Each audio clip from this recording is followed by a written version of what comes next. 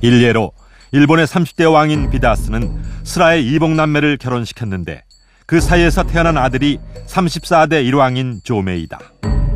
그는 비다스의 왕의 딸, 즉 고모와 결혼했으며 그 자손들 또한 근친혼을 통해 혈통을 이어나갔다.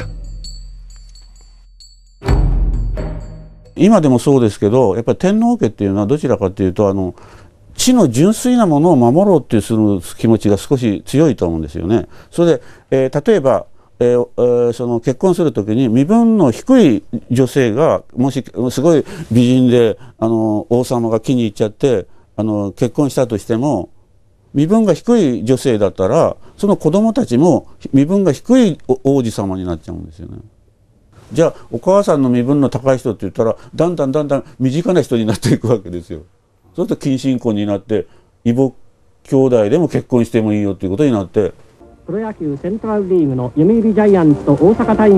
혈통과 신분을 지키기 위해 시작된 일본 왕실의 근친혼 풍습은 최근까지도 계속됐다.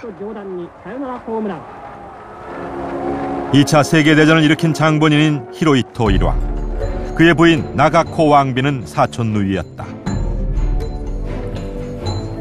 수천 년을 이어온 일본 왕실의 근친혼 풍습.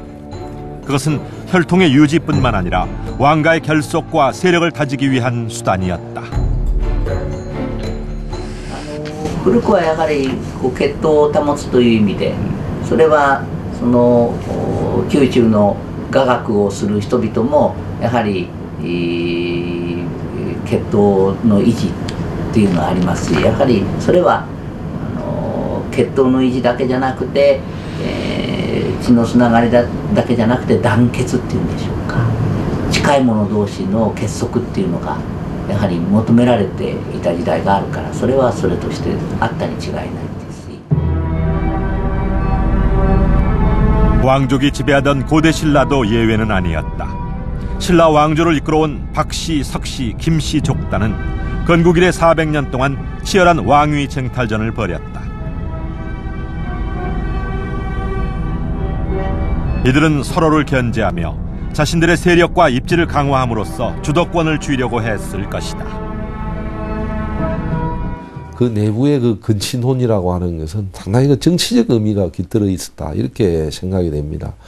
특히 그 김씨 족단이 왕위 계승을 세습시켜 나갈 때 두드러지게 나타난 현상인데, 거기에는 하나는 김씨 족단이 권력을 그 왕위 계승에 대해 가지고 권력을 배타적으로 향유하기 위한 데 하나의 목적이 있었고요. 이런 혈통만이 왕위 계승권을 가질 수 있다라고 하는 것을 명분으로 내세우기 위해서 김씨 족단이 유독 근친혼을 하는 것 같아요. 혈통을 중시하는 신라 지배계층에게 결혼은 신분과 지위를 결정하는 관문이었다. 그리고 그들은 자신의 신분을 유지하거나 상승시키는 수단으로 근친혼을 택했다.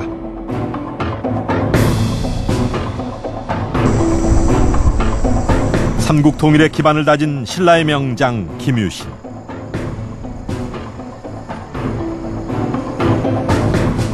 삼국사기 신라 본기에는 김춘추, 즉 태종 무열왕이 자신의 딸인 지소와 김유신을 결혼시켰다는 기록이 있다. 김춘추는 왕이 되기 전 김유신의 여동생인 문유와 결혼했는데 그 사이에서 태어난 딸이 바로 지소다. 김유신은 조카와 결혼을 한 것이다. 이로써 멸망한 금관가야의 후손이었던 김유신은 왕가의 일원이 됐고, 김유신과 태종 무열왕의 정치적인 결속은 더욱 굳건해진다. 두 집단이 정치적으로 결속을 하게 되는 거죠.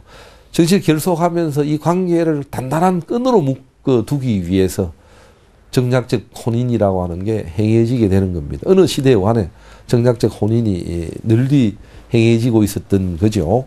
혼인은 그런 수단으로 많이 이용이 되는 거니까. 그래서 그 긴밀한 그 혼인 관계를 맺게 되는 것 같아요. 왕실의 근친혼 풍습은 고려시대까지 이어진다. 인천 강화군의 고려궁지. 고려궁은 고려 제23대 임금인 고종이 몽골군의 침입에 대항하기 위해 강화도로 천도하면서 세운 궁궐로 지금은 동헌과 이방청만 남아있다.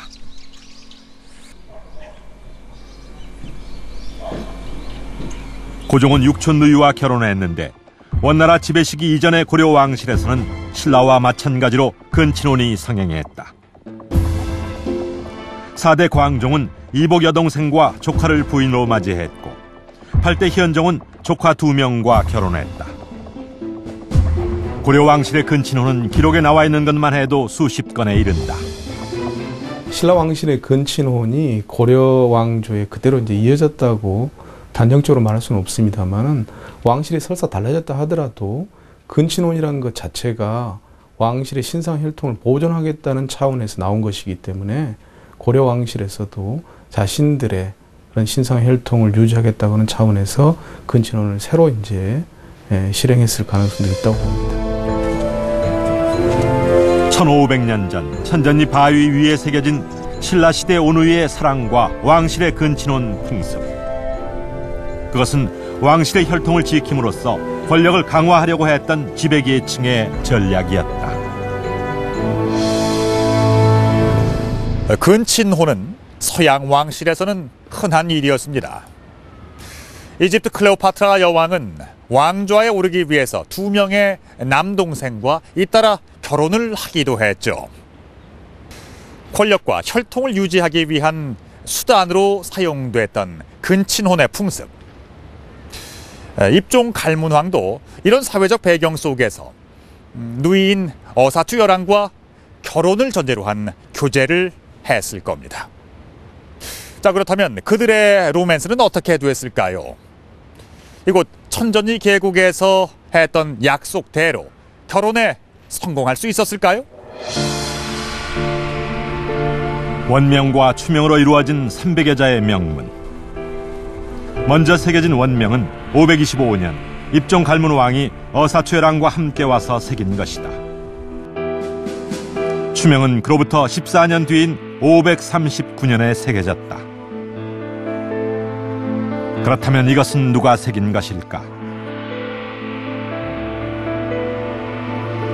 추명은 그 주인공이 입종 갈문왕의 부인 지몰시해의 비라고 밝히고 있다. 삼국유사 등에 보면 지소부인이라고 나오고 있습니다.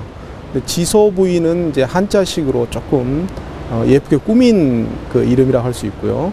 당시에 신라에서 불리던 이름은 지몰시해 이렇게 신라식 이름으로 되어 있었던 걸로 보입니다. 그런데 사부지 갈문왕의 부인이기도 하지만 버풍왕의 딸이었습니다. 버풍왕의 딸이라면 입종 갈문왕의 조카다.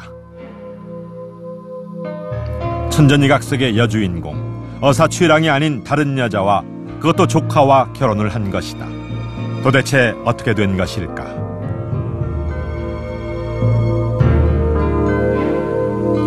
역사 기록에 나와 있는 버풍왕의 자손은 딸인 지소부인이 유일하다.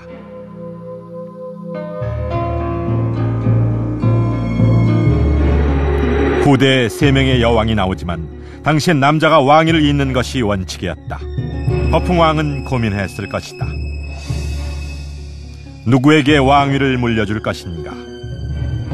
당시 버풍왕과 가장 가까운 혈육이 바로 동생인 입종 갈문왕이었다. 황실 간의 혼인은 우리가 다 알 수는 없는데 버흥왕에게는 일단 그 친자식은 없었다 이렇게 보여지고요. 아마도 그 자기 딸을 자기 동생에 주어서 결혼을 이렇게 시켰던 것은 왕위 계승이 자기 직계를 통해서 왕위를 계승시켜 나가고자 하는 그런 의식을 가지고 있었기 때문에 했던 것이 아닌가 싶고. 그렇다면 왕실과 신라 사회에서 입종 갈문왕의 지위는 어떤 것이었을까? 국보 제242호인 울진봉평 신라비. 버풍왕 11년인 524년에 건립된 이 비석에는 울진에서 일어난 반란 사건을 해결하기 위해 왕과 육부 대표들이 모여 회의를 열었다는 내용이